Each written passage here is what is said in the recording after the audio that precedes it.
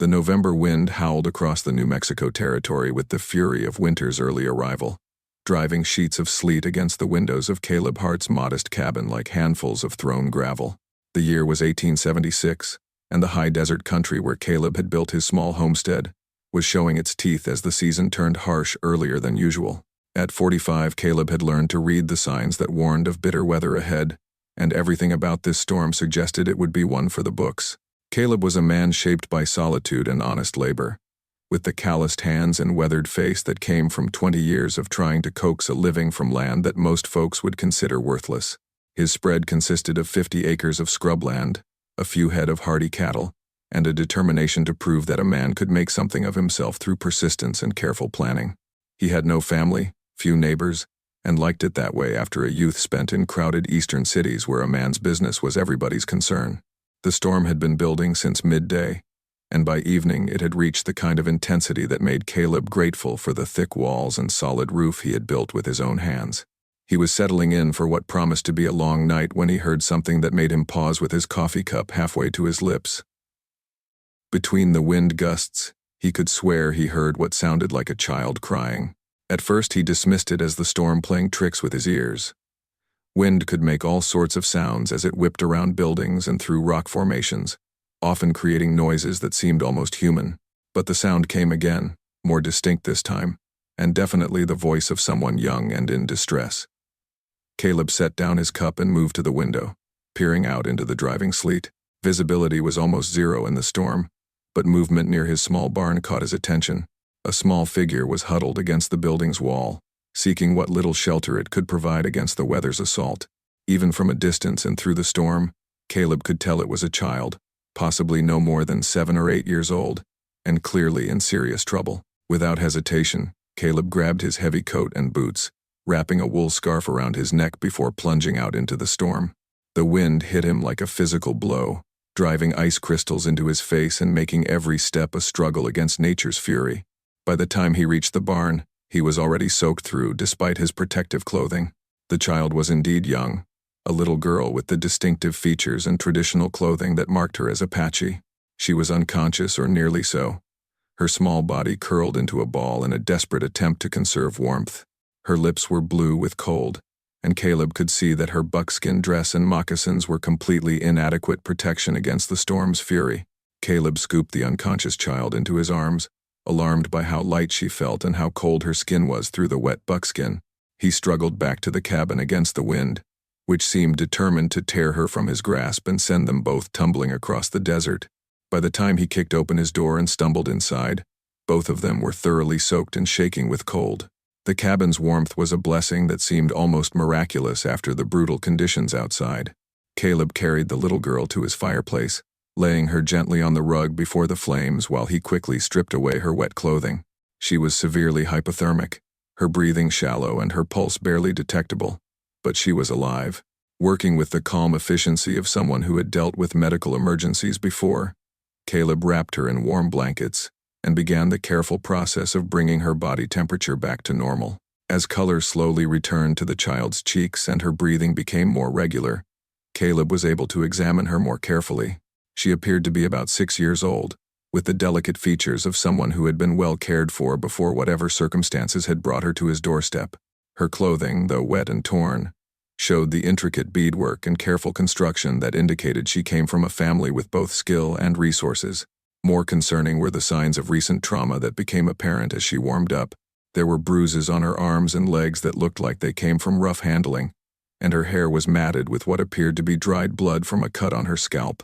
She had clearly been through some kind of ordeal before the storm found her seeking shelter at his barn. When the little girl finally opened her eyes, they were wide with fear and confusion as she tried to make sense of her surroundings.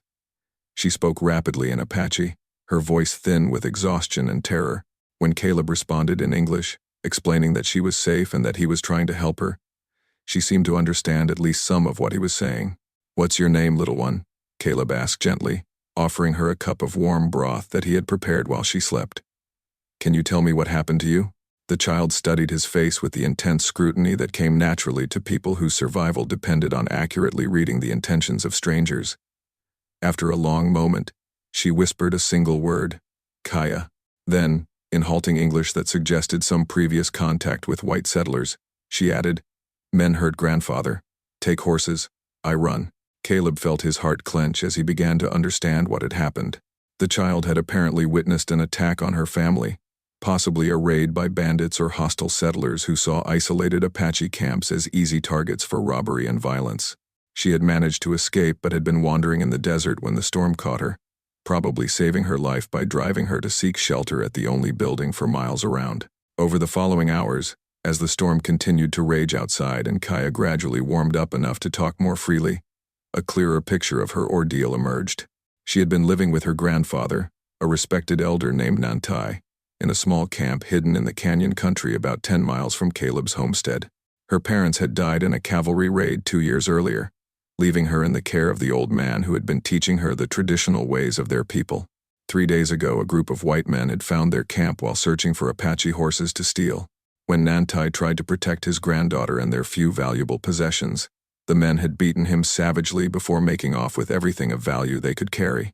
Kaya had hidden in the rocks during the attack, but when she tried to help her grandfather afterward, she found him barely conscious and unable to travel. "Grandfather, tell me run," Kaya said, her small voice heavy with grief that seemed too large for someone so young. "Tell me find white man with kind eyes who live near big rock that look like sleeping bear."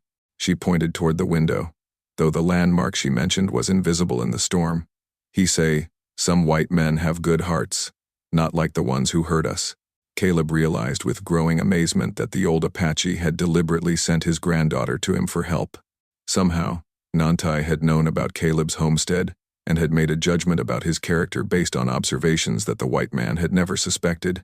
It was both humbling and terrifying to realize that he had been watched and evaluated by people he had never seen. The storm showed no signs of abating, and Caleb made the practical decision to settle in for what might be several days of waiting for the weather to clear. He prepared a more substantial meal while Kaya rested by the fire, her strength slowly returning as warmth and food began to counteract the effects of exposure and exhaustion. As evening deepened into night, Caleb found himself studying the little girl who had been entrusted to his care. She possessed a dignity and composure that seemed remarkable for someone her age, bearing her trauma with a stoicism that spoke to the strength of character that Apache culture instilled in its children. Despite everything she had endured, she maintained a quiet courage that reminded Caleb of qualities he had once admired in soldiers during his brief service in the Civil War. "Kaya," Caleb said as she finished eating, "tomorrow when the storm clears, we need to go check on your grandfather, but tonight, you're safe here. Nobody's going to hurt you while you're under my roof." He paused, then added with gentle firmness, "That's a promise." The child nodded solemnly, understanding the weight of what he was offering. In a world where most white settlers would see her as nothing more than a potential threat or a source of trouble, this stranger was extending protection and care that transcended the racial boundaries that seemed to define frontier life. The storm continued through the night and into the next day, giving Caleb and Kaya time to get to know each other better while they waited for travel to become possible. Despite the language barrier and the vast cultural differences between them, communication proved easier than Caleb had expected. Kaya's English, while limited, was functional enough for basic conversation, and her natural intelligence allowed her to pick up new words and concepts quickly. More importantly, Caleb discovered that the little girl possessed knowledge and skills that impressed him with their sophistication. She could read weather signs with an accuracy that rivaled his own hard-won experience, predict when the storm would break based on subtle changes in wind direction and cloud formation, and identify edible plants and natural medicines that most white settlers would overlook completely. "Grandfather teach me to see what others miss," Kaya explained as she helped Caleb prepare their midday meal. "Apache children must learn many things to survive. We watch, we listen, we remember everything." She paused, then added with the matter-of-fact tone that children often used for profound observations. "White men see only what is in front of them. Apaches see what is behind, what is hidden, what will come." Caleb found himself learning as much from Kaya as he was teaching her.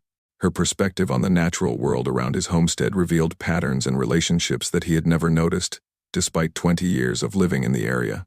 She showed him subtle signs that indicated the presence of water in seemingly dry arroyos, warned him about weather patterns that could threaten his livestock, and identified potential problems with his crops that were invisible to his less trained eye.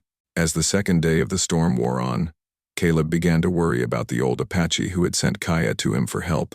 If Nantai had been as badly injured as the child described, he might not survive prolonged exposure to the harsh weather without shelter and medical attention. The thought of the elderly man dying alone while his granddaughter was safe and warm created a sense of urgency that made every hour of waiting feel like a betrayal of trust. When the storm finally began to break on the third day, revealing patches of clear sky between the racing clouds, Caleb made immediate preparations for the journey to Nantai's camp. He loaded his horse with medical supplies, food, and warm blankets, while Kaya insisted on helping despite his concerns about taking her back to a place where she had witnessed such violence. "Grandfather need to see that Kaya is safe," she explained with the simple logic that children often brought to complex situations. "If he not see me, he think I am dead, and his spirit will not be peaceful." Her words carried the weight of cultural understanding that Caleb respected even if he didn't fully comprehend all its implications. The ride to the hidden camp took most of the day, with Kaya guiding them through terrain that would have been impossible for Caleb to navigate alone. She led him along game trails and through rock formations that provided concealment from any casual observers, demonstrating the survival skills that had allowed Apache people to remain hidden in this harsh country for generations. They found Nantai exactly where Kaya had left him, sheltering in a shallow cave that provided minimal protection from the elements. The old man was alive but barely conscious, his injuries more severe than Caleb had hoped but less catastrophic than he had feared.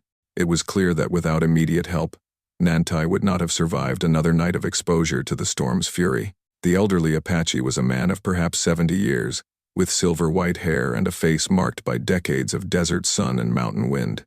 Despite his condition, his dark eyes held the alertness and dignity that marked him as someone accustomed to leadership and respect within his community. When he saw Kaya, relief flooded his features, and he spoke rapidly in Apache while reaching out to touch her face with trembling hands. Caleb worked quickly to assess Nantai's injuries and provide immediate medical care. The old man had been beaten severely, with broken ribs and a head wound that had bled considerably before clotting. More dangerous was the exposure and dehydration he had endured during the 3 days since the attack, which had weakened him to the point where his body was struggling to maintain basic functions. Using techniques learned during his brief military service, Caleb stabilized Nantai's condition enough to attempt moving him to the cabin where proper care could be provided. The old Apache was conscious enough to understand what was happening, and his eyes showed gratitude mixed with the wariness of someone who had learned that white men's kindness often came with hidden costs. The journey back to Caleb's homestead was slow and careful, with frequent stops to ensure that Nantai's condition remained stable.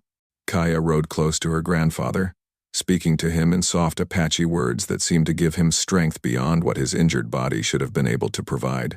The bond between them was clearly profound, representing not just family affection but the connection between generations that kept Apache culture alive in an increasingly hostile world. By the time they reached the cabin, night was falling, and Nantai was barely conscious. Caleb helped the old man into the house and onto his own bed, then spent the next several hours providing medical care that would have impressed any frontier doctor. His knowledge of anatomy and treatment procedures was practical rather than formal, but it was thorough enough to address the most serious threats to Nantai's life. As the elderly Apache drifted in and out of consciousness, Kaya maintained a constant vigil by his side, speaking to him in Apache whenever he showed signs of awareness. Caleb could not understand the words, but the tone was clearly that of someone providing comfort and reassurance to a beloved family member. The little girl's maturity in dealing with her grandfather's condition was remarkable, showing a level of responsibility that most white children her age would never be expected to handle. "Will he live?" Kaya asked Caleb during one of her grandfather's periods of unconsciousness, her young voice steady despite the weight of the question. Caleb considered his answer carefully, knowing that false hope would be crueler than honest uncertainty. "He's strong, and he's got good reason to fight," he finally said, "but he's been hurt badly, and he's not young anymore. We'll do everything we can, but the rest is up to him and whatever spirits watch over your people." For 5 days, Nantai hovered between life and death while Caleb and Kaya took turns providing constant care. The old Apache's condition fluctuated dramatically, with periods of consciousness and apparent improvement followed by setbacks that left him weak and delirious. During his lucid moments, he spoke with Kaya in Apache, but his conversations with Caleb were conducted in surprisingly good English that revealed extensive previous contact with white settlers. "You have risked much to help strangers," Nantai said during one of his clearer periods, his voice weak, but his meaning unmistakable. This creates obligations between us that go beyond simple gratitude. Among my people, a life debt is a sacred thing that binds families together across generations. Caleb was uncomfortable with the formal nature of Nantai's gratitude, preferring to think of his actions as simple human decency rather than something deserving of special recognition.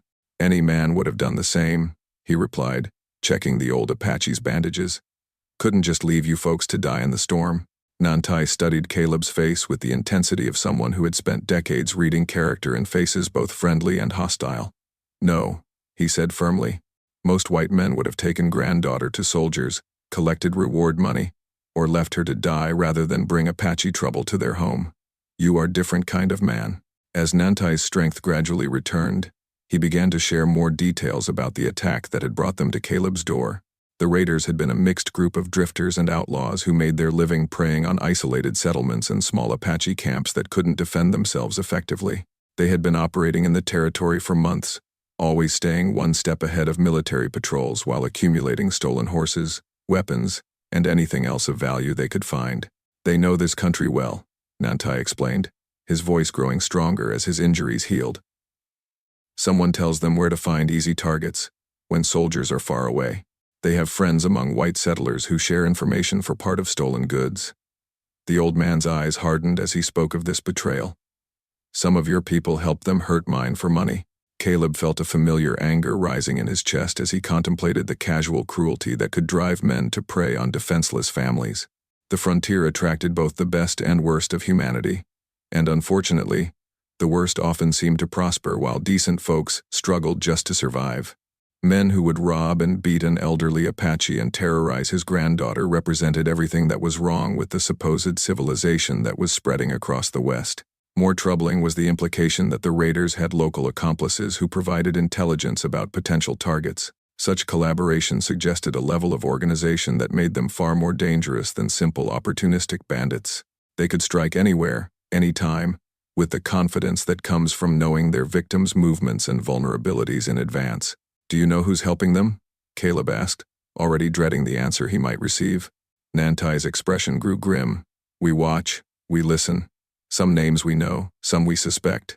But Apache who speak against white men often find soldiers at their camps asking questions about crimes they did not commit. He paused, then added with bitter wisdom, better to be silent and careful than right and dead. On the sixth day, as Nantai's condition stabilized enough for him to move around the cabin without assistance, Caleb became aware that they were being watched. It was nothing dramatic, just subtle signs that someone with experience in the country would notice. Horses had been watered at his creek during the night, and there were tracks around his property that suggested systematic observation rather than casual travel. Kaya noticed the signs too, her Apache training making her sensitive to any changes in their environment that might indicate danger. Bad men come soon, she told Caleb matter-of-factly, as she helped him prepare breakfast. They know grandfather alive. No white man helped Apache. Will want to finish what they started. Nantai confirmed her assessment when Caleb shared his observations. Raiders do not like to leave witnesses, the old Apache explained. They think old man and child saw their faces, could identify them to soldiers. Also, they not like idea that white man would help Apache against white men. His weathered face was grave as he contemplated the implications. They come here to kill all of us. Make sure no one can tell story of what they did. Caleb felt the familiar tightness in his chest that always preceded violence, a sensation he remembered from his military service and had hoped never to experience again. His small homestead was defensible but not impregnable, and he was facing unknown numbers of well-armed men who had the advantage of choosing when and how to attack. More problematically, he had two non-combatants to protect, including a child whose safety was his primary responsibility. The tactical situation was challenging but not hopeless. His cabin was built of thick logs that could stop most rifle bullets, and he had clear fields of fire in all directions. More importantly, he had water, food, and ammunition enough to withstand a siege if necessary. The raiders would have to approach across open ground where they could be seen and targeted, giving him significant advantages if he used them wisely. But Nantai surprised him by suggesting a different strategy altogether. Apache way is not to wait for enemy to come, the old man said. his eyes showing the sharp intelligence that had kept him alive through decades of conflict. Better to choose ground, set trap, make them come where we want them. He paused, studying Caleb's face. You know this land well? Caleb nodded, understanding beginning to dawn as he realized what Nantai was proposing. Instead of waiting passively for the raiders to attack his homestead, they could take the initiative and force a confrontation on terms more favorable to defenders than attackers. It was a risky strategy that required careful planning and precise execution, but it offered better chances of survival than simply hoping his cabin's walls would be enough protection. The plan that emerged from their discussion was audacious in its simplicity. They would abandon the cabin temporarily, making it appear that they had fled in panic while actually positioning themselves to ambush anyone who came looking for them. Caleb knew the terrain around his homestead intimately, including several locations that offered excellent concealment for defenders while channeling attackers into exposed positions. The next morning brought clear evidence that their enemies were closing in. Fresh tracks around the cabin's perimeter showed that at least 6 men had approached during the night, probably conducting reconnaissance for an attack planned for later in the day. More ominously, smoke signals were visible on distant ridges, suggesting coordination between different groups of raiders who were converging on Caleb's homestead. Working with the efficient haste of people whose lives depended on perfect execution, Caleb, Nantai, and Kaya prepared their ambush site in a narrow canyon about a mile from the cabin. The location offered multiple escape routes if their plan failed, but more importantly, it created a killing field where superior numbers would provide no advantage to attackers who could only approach in single file. Nantai's knowledge of Apache warfare tactics proved invaluable in setting up the ambush. Despite his age and recent injuries, the old warrior moved with a silent grace that reminded Caleb why Apache fighters had earned such a fearsome reputation among military commanders throughout the Southwest. His understanding of concealment, fields of fire, and psychological warfare was sophisticated beyond anything Caleb had learned during his brief military service. Kaya's role in the plan was crucial but dangerous. She would serve as bait, appearing to flee toward the ambush site when the raiders reached the cabin and found it empty. Her small size and apparent vulnerability would make her an irresistible target, drawing the attackers into the canyon where they could be engaged on terms favorable to the defenders. Are you sure she can do this? Caleb asked Nantai as they watched the little girl practice her escape route for the 3rd time. She's just a child. If anything goes wrong. Nantai's expression was grim but determined. Apache children learn early that survival sometimes requires courage beyond their years, he replied. Kaya understands what is at stake. She will not fail us. He paused, then added with quiet pride, she is granddaughter of warriors. Fear will not rule her actions. As afternoon approached and the sound of approaching horses became audible in the distance, the 3 defenders took their positions in the canyon. Caleb found himself in the unfamiliar role of junior partner in a military operation planned and directed by people whose expertise in guerrilla warfare far exceeded his own. It was both humbling and reassuring to realize that he was fighting alongside allies whose skills had been honed by generations of survival in hostile territory. The raiders approached the cabin with the casual confidence of men who expected no serious resistance. Through his field glasses, Caleb could count 7 riders, all heavily armed and showing the hard faces of professional killers. Their leader was a man he didn't recognize, but several of the others looked familiar from descriptions of wanted men he had heard in town saloons and general stores. When they discovered the cabin empty, the raiders reacted exactly as Nantai had predicted. Instead of accepting that their quarry had escaped, they began searching for tracks that would indicate which direction the fugitives had taken. Their arrogance and determination to finish what they had started would prove to be fatal weaknesses in the confrontation that was about to unfold. Kaya played her role perfectly, appearing at the canyon mouth just as the raiders completed their search of the abandoned cabin. Her timing was flawless, giving the impression of a child who had been hiding nearby and was now attempting to flee to safety. The raiders spotted her immediately and gave chase with the bloodthirsty enthusiasm of hunters who had found their prey. The pursuit unfolded exactly as planned, with the raiders strung out in single file as they followed Kaya into the narrow canyon. Their horses were forced to move slowly over the rocky terrain, making them perfect targets for the concealed defenders. More importantly, their attention was focused entirely on the fleeing child, leaving them unprepared for the devastating crossfire that awaited them. Caleb's first shot took the lead rider from his saddle, the heavy rifle bullet striking him center mass and spinning him to the ground in a cloud of dust and blood. Nantai's arrow, launched from traditional Apache bow with deadly accuracy, found its mark in the second rider's chest before the man could react to his companion's fall. The canyon filled with the echoes of gunfire and the screams of wounded horses as the ambush exploded into violence. The surviving raiders tried to retreat, but found their escape route blocked by loose horses and fallen riders. Trapped in the killing field with nowhere to run, they fought with the desperate fury of cornered animals. 2 more men died in the space of heartbeats, caught in crossfire that gave them no opportunity to return effective fire. The leader of the raiding party, a scar-faced man named Dutch Peterson who had been terrorizing the territory for months, managed to reach cover behind a boulder and began returning fire with a Winchester rifle.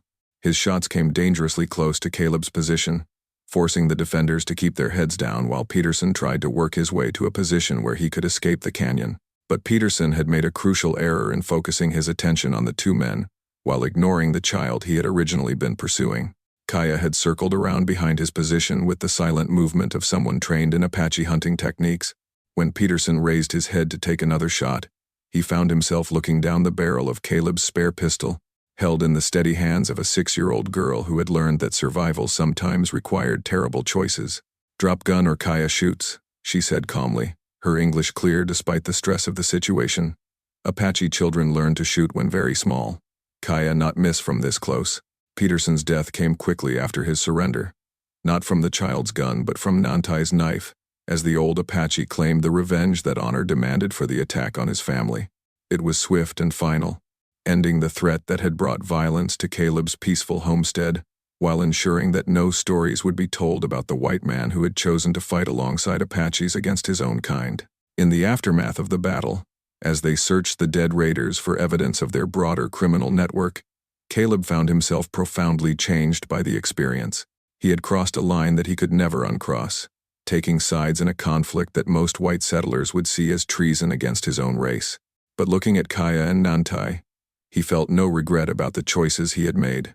The evidence they found among the raiders' possessions painted a picture of criminal organization that extended far beyond simple banditry. Maps marked with Apache camps and white settlements, lists of names that included both victims and collaborators, and correspondence that implicated several prominent territorial citizens in the raiders' activities. It was information that could bring justice to many crimes, but only if it reached the right authorities. More immediately significant was the discovery that the raiding party had been part of a larger group that was planning systematic attacks on isolated homesteads throughout the region. Caleb's cabin had been just one target in a campaign designed to drive both Apache families and white settlers from valuable land that could then be claimed by the raiders' backers. The violence was not random but part of a deliberate strategy of intimidation and theft. "What you do now changes many things," Nantai told Caleb, as they buried the dead raiders in unmarked graves that would never be found. "You cannot go back to old life. Men who sent these killers will know what happened here. We'll send others to finish their work." The old Apache's voice was grave with the weight of unwelcome truth. Caleb understood the implications without needing detailed explanation. His homestead was no longer safe, and neither was any attempt to resume his former life as a peaceful rancher. He had become a participant in a war that he had previously tried to avoid, with all the dangers and responsibilities that such participation entailed, but salvation came from an unexpected source. 3 days after the battle, as Caleb was preparing to abandon his homestead and seek safety elsewhere, riders appeared on the horizon, not raiders this time, but Apache warriors moving with the purposeful dignity of people conducting official business. At their head rode a man whose presence commanded immediate attention despite his relatively small stature. The leader introduced himself as Cochise, war chief of the band to which Nantai and Kaya belonged. His arrival was the result of smoke signals that Nantai had sent during the night, summoning help for the white man who had risked everything to protect Apache lives. What followed was a council meeting that would determine not just Caleb's immediate fate, but his future role in the complex web of relationships between Apache bands and white settlers. "You have proven yourself friend to our people," Cochise declared after hearing the full account of recent events. "But friendship creates obligations on both sides. You cannot remain here alone. Enemies will come again, in greater numbers.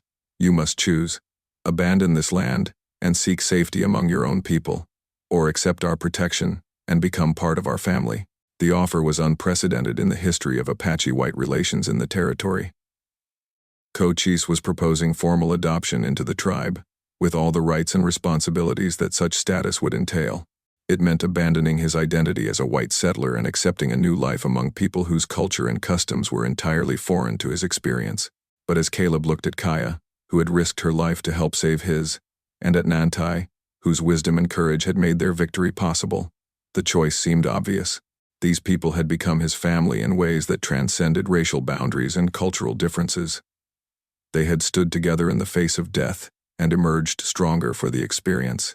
The adoption ceremony that followed was conducted according to ancient Apache traditions, with Caleb receiving a new name that honored his courage in battle and his loyalty to his adopted family. He became known as Man Who Stands with Apache, a title that would be remembered in tribal stories for generations to come. More practically, the Apache band provided protection for Caleb's homestead that was far more effective than anything the territorial government could offer. Warriors took turns maintaining watch over the property, while Caleb's knowledge of the surrounding country and his contacts in white settlements proved valuable to Apache families trying to survive in an increasingly hostile environment. The raiders never returned to trouble Caleb's land, but not because they had given up their criminal activities. Word spread quickly through the outlaw community that the isolated rancher was under Apache protection, making any attack on his property tantamount to declaring war on one of the most formidable fighting forces in the Southwest. It was protection that money couldn't buy and governments couldn't provide. Years later, when travelers passed through the territory and heard stories about the white man who lived under Apache protection, they often asked what had motivated such an unusual arrangement. Caleb's answer was always the same. I found a lost child in a storm and brought her home. Everything else just followed naturally from that one decision. Kaya grew up to become a bridge between two worlds, fluent in both languages and comfortable in both cultures. She never forgot the white man who had saved her life and given her a second family, carrying his lessons about courage and compassion into her adult years as a respected leader in her own right. The turquoise bear pendant that Cochise gave Caleb during his adoption ceremony became a symbol of the bond between them, representing the truth that family is created by choice and loyalty, rather than blood alone. It was a reminder that individual acts of kindness can reshape entire communities, and that courage is simply the willingness to do what's right, regardless of the cost. When Caleb finally died many years later, he was buried according to Apache custom, in a place that honored his role as a bridge between two peoples who had found common ground despite their differences. His legacy lived on in the children and grandchildren who knew him as grandfather, and in the proof he had provided that understanding was possible, even in a world that seemed determined to keep different peoples apart.